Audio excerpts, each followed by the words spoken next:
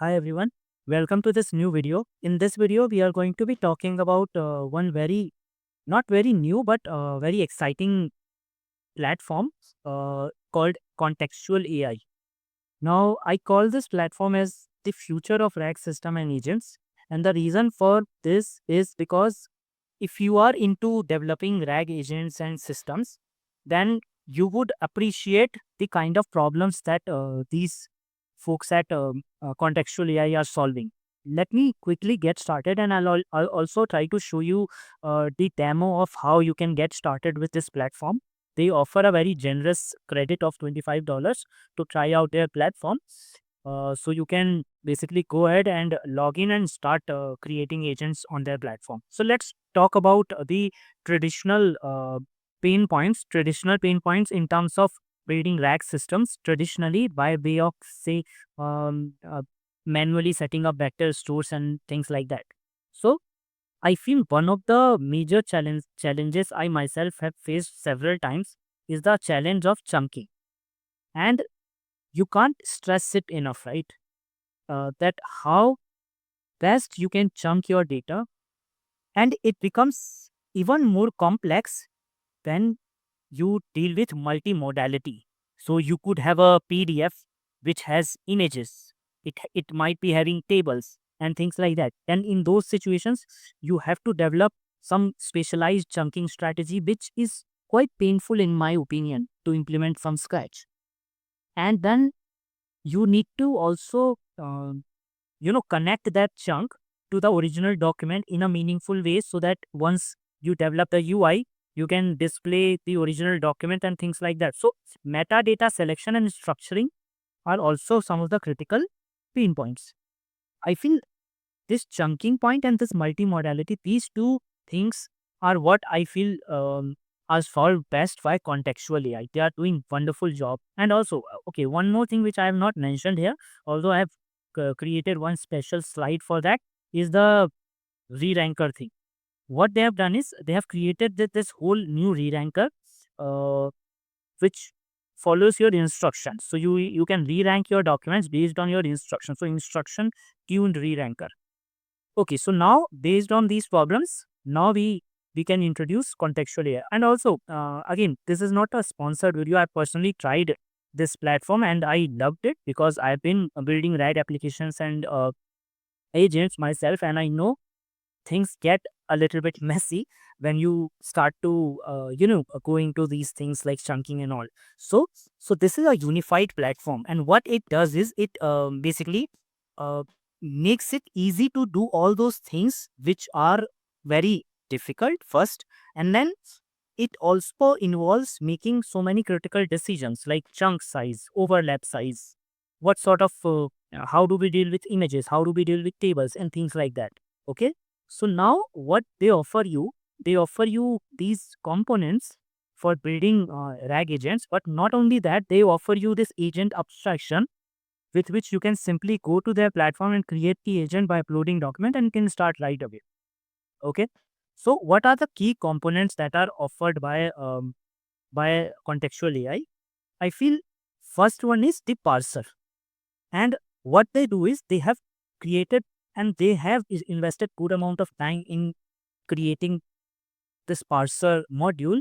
And what you can do is, if you don't want to use the entire contextual AI platform, you can just use their parser module, and rest of the pieces of the rack system you can use on your own, right? Because in many cases, parser is something that is difficult.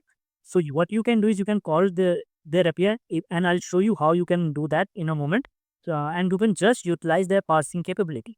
Okay, they have a state of the art instruction following re-ranker, which I have already mentioned. They have created, you know, a LLM which is grounded in, you can say, your context. So they have optimized their text generation for quality, and they have also created this LM unit, which is kind of a modular building block for reasoning.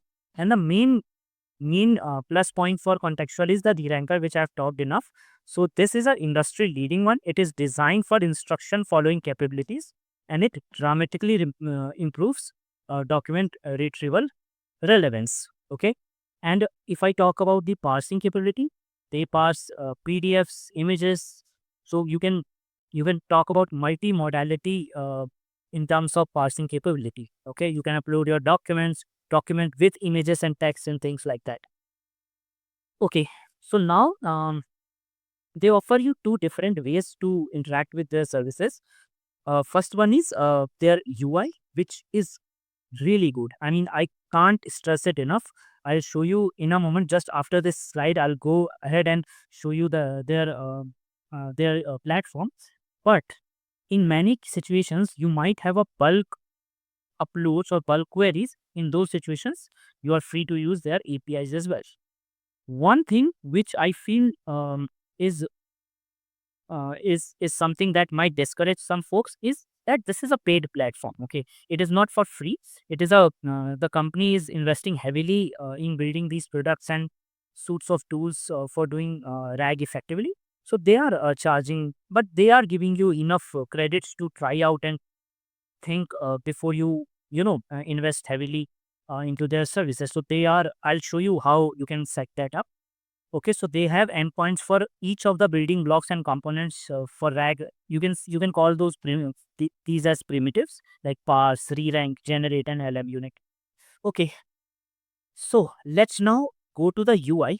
So let's search contextual AI, and I'll start with the very beginning. I'll start for free, and let's continue with email, and let me see if I can create a new account. Maybe they have restricted account creation based on API. I have already tried it with another account. Let me see if I can create one another. Otherwise, it okay. It isn't. I think letting me create it. So what I can do is I can simply click on accepting this, and let's continue, and let's put the name, and let me change the number to I guess this number might be flagged because this okay, it's not flagged. So I'll probably um call myself as freelancer. What's my role? ML engineer, and next. Okay, so now I have been given my organization's URL, and now I can do next and then final check. Okay, next, and finally it should create my ID. So once, yeah, so congratulations, Rahul. Welcome to Contextual AI. Now, if I go to the workspace, so this is the user space, and you can see I have got $25 credit. Now, let's talk about some of the components here. On your left, you can see various navigation windows. You can see a quick overview, and then we have got agents, API reference, and I might want to open API reference in a new tab. Okay, so you have got this very rich API reference, which I loved it, to be honest. But let's talk about creating an agent from the UI. Before you create the agent, you have to create a data store. Okay, this data store will actually hold your documents. And the good thing is that once you create the data store, you don't have to think about chunking and all. So now let me do one thing. Let me create the data store. Let me call it maybe my data store, and this data store is going to be created. And also one more thing, when you have to interface with these entities like data store agents from your Python environment or maybe JavaScript environment, you have to note their IDs. Each entity within the contextual AI platform has a ID with which it identifies itself apart from the API key itself. Okay, because you would need API key, right? Okay, so once you have the data stored, I would like to show you one document which I specifically downloaded for this demonstration purpose because it has all the key report tutorial. For this PDF is 11 pages long, and it has got images and tables and all these things which makes chunking difficult. All these are included here. Now let's do one thing. Let's upload this document by clicking on this upload. So I'll click on drag and drop and put tutorials, and I'll do start uploading. Now it will take some time. The upload itself is completed, but it will take some time in processing, and you can see the status here. Now you can go to the agents tab, and you can connect. You can first of all create a agent, and then you can connect your agent with the data. You won't be able to interact with the agent uh, until your data store, the documents in the data store have not to be fully processed. And by the way, you can see the ID here from the okay. Just going back to agents now. If I click on new agent, what I can do is I can create something like maybe I don't know my m- my agent. Okay, so now you can also connect your data stores, and I don't need to create a data store. I'll just link with existing data stores. So I have got this mine data store. I can confirm it, and once I have connected it, meanwhile this data store is processing my documents in the backend. I'll come in system prompts, and system prompt is already filled. Most of the stuff is already filled by default. Okay, so we don't need to do a lot here. Now, there are so many options which I can talk about, but not right now. I just want to quickly cover the demo. So then we have got advanced options like retrieval, how many number of results we should be basically retrieving, filtering, and things like that. Okay. But I'll just click on this create. And once we have the agent created, we should be able to type our questions and ask the uh, questions to my agent. So this is my agent, which is displayed here. Now let me go inside my data store and see what's the update of my. So it's saying it has processed the document. Now I can ask the question. What should I ask? Let's do one thing. Let's open the doc. We both together. Let's ask something from it. Maybe okay. So let's frame a question around this. Okay. So what I'll do is I'll go inside this agent and I'll type this question, and rather than this, I'll type if store were reporting sales, where would everything, very simple question I know. Tell me in one sentence. Okay, let's run this. So it's finding the relevant documents. Okay, so it's saying okay. Now what we can do is we can look at the citations, and within the citations you can see all the chunks that have been referred, and these chunks have been highlighted. So this is how the chunks were created by the model. So first chunk, second chunk, right? So this is cool, right? So yeah, so this is how the agents in contextual AI work. And now let me see the API uses. If I refresh it, so my credit has been decreased, and in my opinion, $25 with $25 you can do some introductory stuff, but you will soon run out of your credits. But if you want, if you like this platform, you can obviously go ahead and take the appropriate subscription for your use case. Okay, now where is your data stored? It's stored on the contextual AI's cloud. They are claiming that it is stored in a secure manner, and obviously it would be because these customer data are really, you know, really critical manner, and they might be taking it very seriously. So the thing that I want to stress here is that you don't have to think about setting up a vector database. You don't have to think about setting up metadata chunking strategy and things like that. Everything is taken care of by this platform. And for someone who's just starting out with vector search, semantic search, and things like that, this is a wonderful platform. Okay, all it's basically a one package, one giant rat package which offers you everything and in a very simplistic manner. Now let me briefly talk about their APIs. You can come here and and basically go to this different endpoints. So for example, data stores, agents. So all these endpoints are available. Parse, re-rank. So for example, if you don't want their other features, you just want parsing feature. For example, parse by in you might be in a situation where your current chunking strategy is not good and you want to improve it by using contextual AI parsers. Then you don't need to use other components. You can just use parsing iterate. So what I can do is I can possibly copy this command and run this within. But for that, I would probably need to create a API key which we can probably showcase. One second, let me click on Python request, and I'll just copy this code and I'll run it in Polab.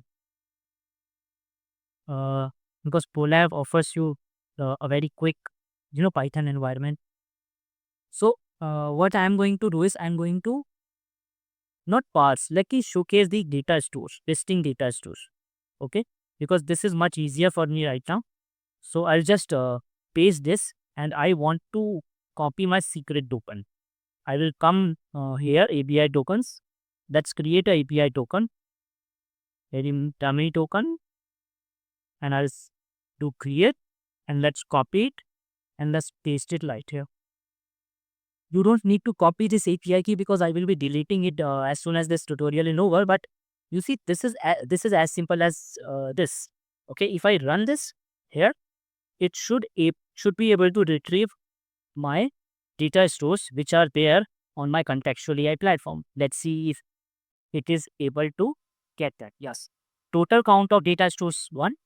Then individually it provides a list, and this is the ID of my data store, name my data store, and the configuration. And it is using Gemini Flash BLM hierarchy. BLM is a visual model. Okay, and Gemini, as you know, is very good at visually understanding. Okay, so now this whole code can be run, and then you are not limited to just this. You can possibly uh, push documents. For example, let me go to API reference, and let's try to open maybe parse file. Now what I can do is uh, I can have a raw file, and then I can just push it. Okay, and then once, because see, parsing is could be a very long term job, and you can see here files must be less than 100 MB or 400 pages. So if you upload a file of 400 pages, you can't expect it to run immediately. So that's where you have this endpoint for parse status, with which you can check the status of your parsing job. Okay, I think that would be it. Let me go back to my presentation. So basically, why contextual AI? I feel uh, the main thing that it is solving is, it is basically abstracting away all the complexity in building RAG agents, and with this tool, anyone can go ahead and implement RAG based functionalities in their applications. Okay, go from documents to intelligent agents in minutes. That's the motto of contextual AI. Okay. So yeah, so that would be it for this video. Let me know if you want a more deep dive discussions into any of these endpoints. I can probably do that for you. Maybe individually, if you want to only use re-rank, or you want a video demo for that one, I can do that. Let me know in the comments, and I would be glad to help you in that. Thank you so much.